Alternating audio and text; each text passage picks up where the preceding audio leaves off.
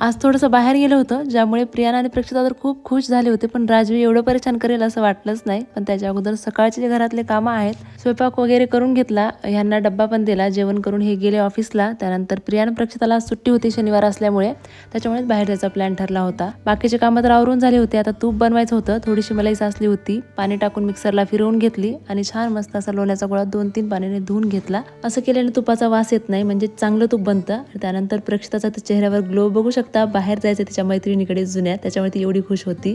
आणि आता तूप इकडे होत होतं, तोपर्यंत प्रक्षिताला मी तयार करायला गेले, तिची वेणी वगैरे पाडून दिली. तोपर्यंत तूप जे आहे बुडाला लागून बसलं होतं, म्हणजे चांगलंच करपलं.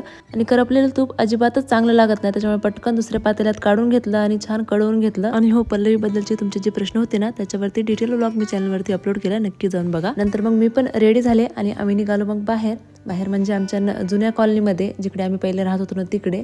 तर प्रक्षिताचे तिकडे फ्रेंड आहे, आमचे पाहुणे आहेत, त्यांना भेटण्यासाठी. आता प्रियाना आणि प्रक्षिता त्यांचे फ्रेंड होते म्हणून खूप मस्त खेळले. मला व्हिडिओ पण तिथे घेता आला नाही, कारण की राजवी इतकी रडत होती ना, म्हणजे ती अजिबातच राहत नव्हती तिथे.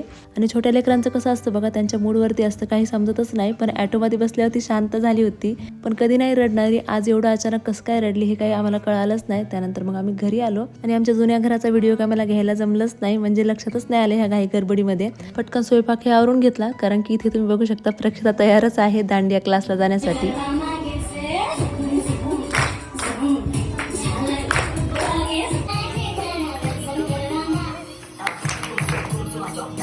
तर झालं, असा गेला कालचा दिवस. आणि बहीण भावाचं बघा, कधी भांडण तर कधी प्रेम असं चालू असतं. व्हिडिओ आवडला तर लाईक करा. बाय.